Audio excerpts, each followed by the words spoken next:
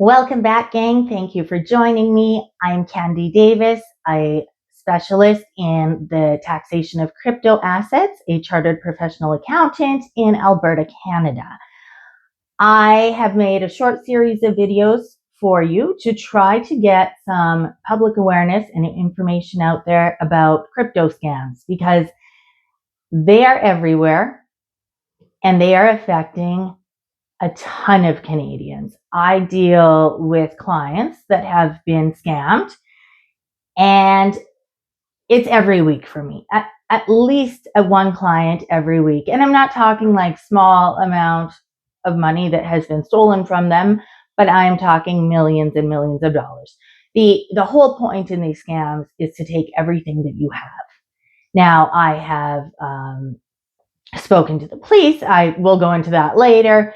I've spoken to many different people in groups, and I can't find anything where there is information actually going out to the public on what's going on. And that means that our friends and our parents and our grandparents are always in danger of this happening if nobody knows what to look out for.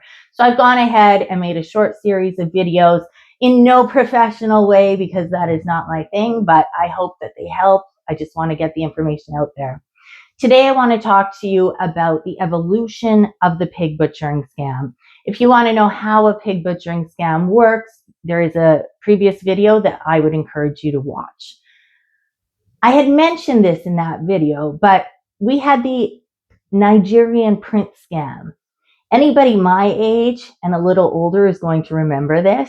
I'm not going to say what my age is, but in the 90s, we had emails always coming through that would be like, this Nigerian prince needs some money, yada, yada. It was a whole thing. And some people fell for it. That kind of graduated into romance scams. I would say that's where romance scams had their start. And we're all familiar with like somebody's aunt, my aunt, or somebody's grandma, or somebody's friend who met somebody online and that guy convinced her to send him money for who knows what, and she did it 92 times and now she's broke. That's your typical romance scam. Then we have the pig butchering scam, which we've talked about, but the pig butchering scam is quite a sophisticated scam. It is an international thing. So this is an international crime organization or organizations of people that are enticing the victim to invest in trading platforms that do not exist. The sad part about the pig butchering scam is that in many, many cases, the people that are scamming you, like the people that we're so mad at right now, are actually victims of human trafficking. Many of these people are kidnapped and beat and locked up in compounds, scam compounds, and held as prisoners and beat if they don't make a certain amount of money. Like they are told that if they make so much money, eventually they can go free. I've watched a documentary on it that is absolutely gut-wrenching. It's horrific. Nobody's winning here except for the top echelon of these organized crime units. And we need to put an end to it. They're going to keep going as long as they can keep getting money out of people. And so that's, again, why it's so important for us to share this information with everybody, but especially your parents and your grandparents. These are the perfect group of people to be targeted. The perfect group because they are not very tech savvy, so they would need assistance with some of this stuff. And they tend to be lonelier. So we're looking at widowers or people that don't see their children so often. And they are meeting people online, these strangers who are cultivating a relationship with them and earning their trust and then exploiting their trust. It's just the perfect breeding ground for these scams. Okay, I'm done. I was sorry. I'm getting off track there, but I'm very passionate about this because the people that I see in real life that are losing everything, they don't deserve to have this done to them. So, okay, so we have the pig butchering scam, which we discussed in detail in another video. How it ends is the point at which you cannot withdraw your funds from this trading platform. Now there's a second part to this. I would say it's from fake promises to fake rescuers or something like that. What this is the victim's going to know now that they have had their crypto stolen or their money stolen. Usually they think that it's the money in a trading platform, so that has been stolen by this company. And they'll receive an email from a person or somebody representing a company saying, hey, we specialize in recovering lost or stolen crypto.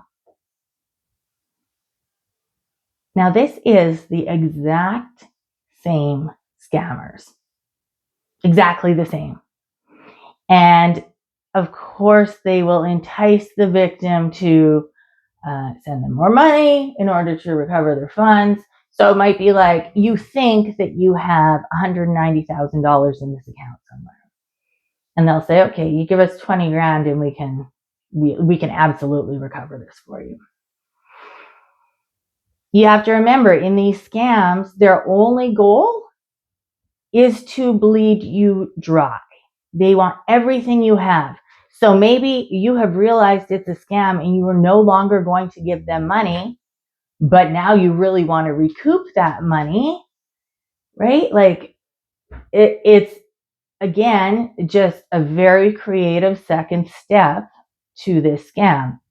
Usually they say things like, oh, we need these fees to release these amounts, or I've heard like, it's stuck on the blockchain, so we have to do this and we have to do this, and it's going to cost this kind of money to do all of this to release your funds. By the way, if somebody says that your crypto transaction got stuck on the blockchain, that's not a thing. So now this has become personal for me. So we're going to talk about this third, very new evolution, or new as far as I know, evolution of the pig butchering scam. I have never, ever seen where these scammers will impersonate professionals. However, I recently found out that this international organization, has impersonated me, myself, your Canadian expert in crypto assets and taxation. I had a client come forward, not my client, I guess I had a person come forward recently and say, like, I have been dealing with you for the past couple months, but I don't think it's you. And wouldn't you know, Candy M. Davis, they gave her some fancy title for like head of cryptocurrency for some, I don't know what. Anyways, what happened on this third step, and there's other people coming forward, so that's why we're talking about it now.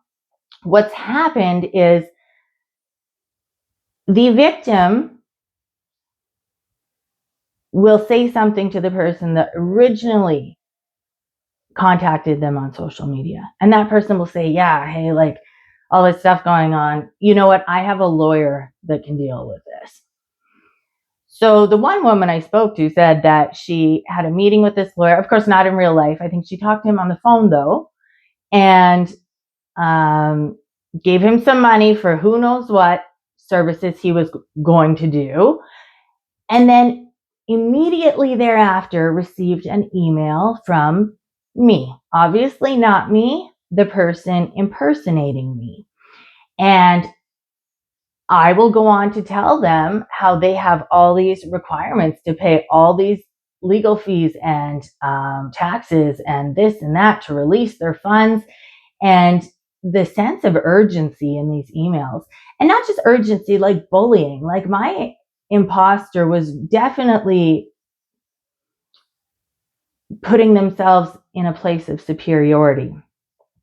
There are signs that this is not real. And they're easy to see in retrospect, I would say. So I read through the emails, and one of them had the full chat GPT thing on there. So like, yes, I can write you an email that sounds intelligent and blah, blah, blah. And then if you would like me to change it, blah, blah, that they copied and pasted that whole thing into the email and sent it to this lady. The thing that this one woman, the first woman that came forward, said that caught her eye was that the email address that I emailed her from was just some random Gmail address. And she had asked this lawyer, and the lawyer said, no, that's totally normal. And of course, in the end, she ended up looking me up and realizing that it was indeed not my email address, and got a hold of me, and here we are. This is a very interesting and brilliant evolution of this scam. And I'm going to say brilliant because at this point, they are using real people that exist, real professionals, well, me, to add legitimacy to what they're doing. So if somebody was just maybe not sure at the beginning, they got an email from somebody called Candy M. Davis, they would Google me, immediately see Candy M. Davis and whatever crypto, because I'm published in many places, and think, oh, okay, well, this is real. And guess what? It's the same scammers, and they're still getting money from these people. It is terrifying. This is what has pushed me to put these videos out there. I need everybody to know what's going on. There is nowhere else where you can get this information. So I've taken it upon myself, your very cool tax accountant and not professional video recorder, to get this information out there so that we can warn everybody we know. But especially you need to warn the people in your life that aren't super tech savvy. Those people are more likely to be the victims of these scams. In our next video, I'm going to go over some real case scenarios that I see happening. We have a little bit of repetition through these videos, but I want you to know exactly how certain things unfold, because there are nuances and different things in different cases. So we'll go over some of those. I hope that I leave you more educated about these crypto scams, and that we can do a better job of keeping ourselves safe. I will see you in the next video.